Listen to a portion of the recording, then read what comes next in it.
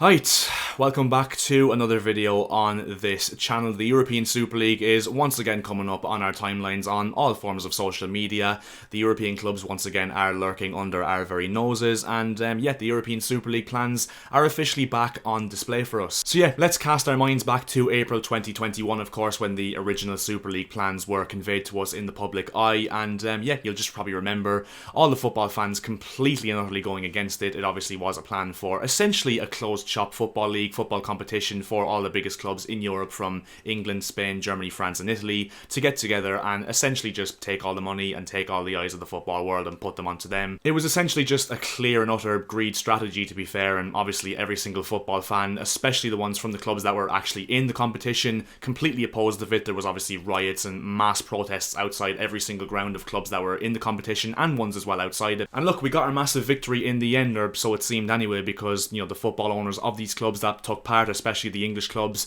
they came out and obviously voiced their apologies for taking place in it and said, oh, we're sorry, we didn't realise how much it was going to affect you guys negatively, we didn't know how much you'd oppose to it, which is kind of a little bit bullshit, to be fair, and kind of showed how out of touch they are. And look, we celebrated massively. We thought we were going to get our game back. It kind of felt like we did get our game back after 3 or 4 days of mass protesting and thinking that we'd lost the game in the first place. But I think we all, if you had an element of common sense and an element of reality, we kind of did have this hint of it was going to come back at some stage. Let's be honest, it was going to re-emerge, and obviously in the last 24 hours it has, because Juventus, Real Madrid and Barcelona, the three key clubs behind this re-emergence and new concept ideas for the European Super League, have come out and obviously given their new plans. And yeah, they've put out a new proposal, essentially learning from their mistakes, I guess you could call it, and they've put out proposals of 80 teams from all around Europe competing in this new European Super League concept. I'd assume it was 4 divisions with 20 teams in each. Allegedly it would be relegation and promotion in these leagues as well, and at that stage you're thinking, oh, they've actually learned from last time, they're making it at least a little bit better, even if it doesn't sound like the finished concept whatsoever.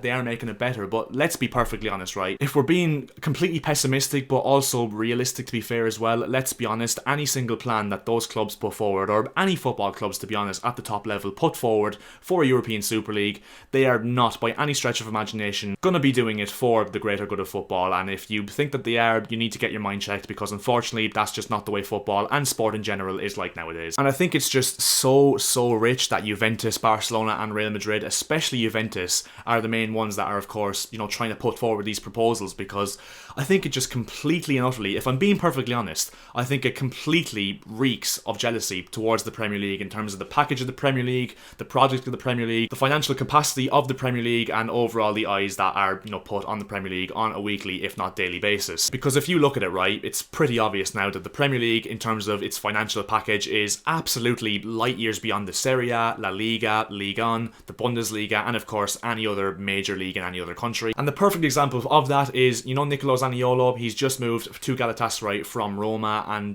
Bournemouth were looking at him and AC Milan were also looking at him. Of course Bournemouth, 8,000 capacity stadium in the relegation zone of the Premier League, really small club, no disrespect. AC Milan, one of the giants of European football if not world football, one of the most prestigious iconic clubs of all time in the sport. And Bournemouth, like I said, who have a ground no fucking bigger than my local here in Ireland, no disrespect once again to Bournemouth, I'm just putting it into perspective, are able to financially outmuscle a European giant in AC Milan. I think it was about 25-30 million pounds or euros if you look at it from AC Milan's perspective, of course. I mean, don't get me wrong, as a Premier League fan, of course I want to watch the Premier League. The Premier League is the league that of course Chelsea play in. I support Chelsea if you haven't noticed already. So I obviously want the Premier League to be the best package it can be in comparison to other leagues, but I think the fact that Bournemouth are able to outmuscle and outstrengthen AC Milan from a financial perspective and in terms of attractiveness, I think is an absolute joke if I'm being perfectly honest, and does not make any hint of sense whatsoever or logic. And yeah, that's in my opinion why these European clubs are putting forward these plans and concepts with such emphasis, because let's be honest, these clubs like Juventus, Inter Milan, AC Milan, even the likes of Borussia Dortmund, Bayern Munich to an extent, they cannot compete financially with even the bottom teams, let alone the top teams like Man City, Man United, Chelsea, etc. They cannot even compete with Bournemouth,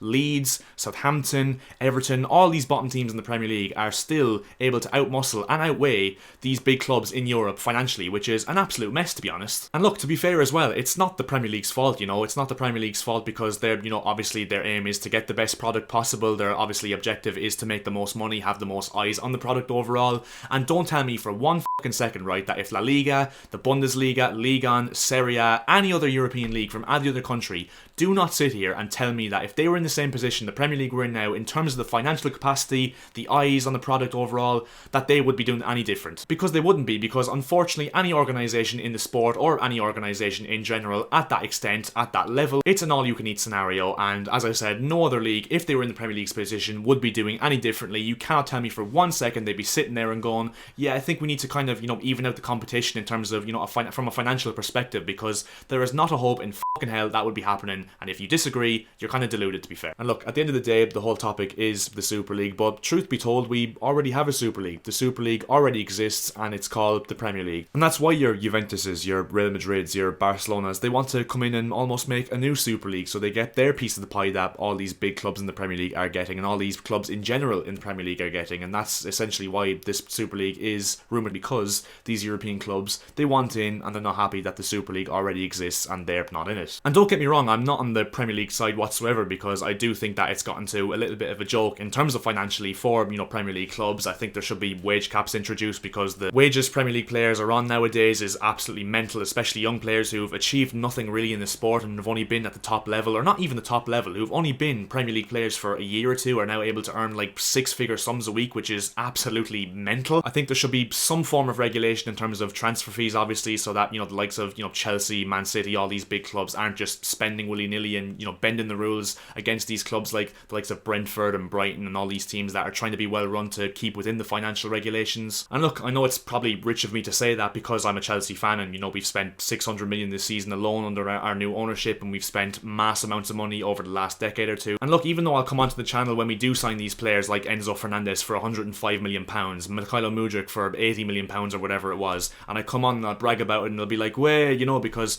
it's just what you do as football fans. It's what every single football fan would do if they were in my or any other Chelsea fan situation. But don't think for 1 second that if it came out at some stage in the recent future that Chelsea were doing this illegally, or they were bending the rules to, suit themselves and get an advantage over other teams, that I wouldn't be opposing it, because of course I'm a football fan first and foremost. And to be honest, as a Chelsea fan, I don't know about other Chelsea fans, I don't really speak for all Chelsea fans on my behalf here, but if I knew we were winning by means of illegal business and, bending the rules financially, I wouldn't take much pride in it whatsoever, to be fair. And look, I've gone on a little bit of a tangent here, but the point essentially is that it's clear and utter jealousy from all these big clubs, and I don't think they'll stop it until they get somewhat of their way anyway, whether it's, redesigning the Champions League to give them more of an advantage financially, whatever. But like I said, it's pure jealousy from the likes of Barcelona, Real Madrid, Juventus, who want a piece of the pie that the rest of the Premier League clubs are getting, especially the big ones, as I said, the likes of Arsenal, Chelsea, Liverpool, Man City, Man United, Spurs, even Newcastle to a certain extent, who are up and coming in the financial department, of course. And they just can't hack the fact that the Premier League's product is massively, superior to theirs, and they're getting so much less money. And don't get me wrong, I do think it's,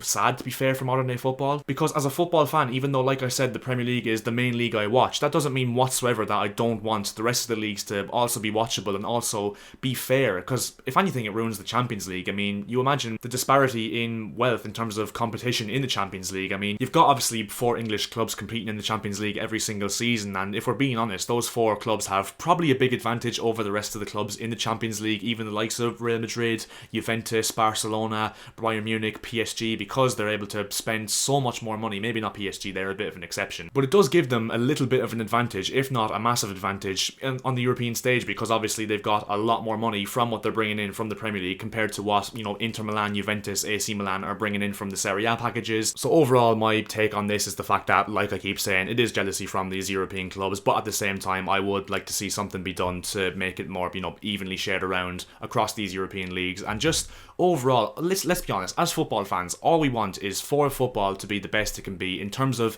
fairness, in terms of making it a proper meritocracy, and as much of a meritocracy as it can be, because of course it makes winning 100 times better. And let's be honest, we would much rather our football clubs win by virtue of meritocracy than we would, financial gain over other clubs, which essentially is the bottom line. And yeah, I think that's where we'll leave this video. I've gone on quite a few tangents in this video, but you know what, whatever I've said is whatever I've said now. I can't even remember half the shit I've said, to be fair. But yeah, leave a like on the video if you did enjoy it. It would be massively appreciated as per usual, and also if you could subscribe to the channel as well, that would be massively appreciated, because we are looking to hit 2,000 subscribers on this channel as soon as we possibly can. So every single one of you that hits that subscribe button will be helping me massively in getting to that aim as soon as possible. And yeah, I'll see you guys in my next video.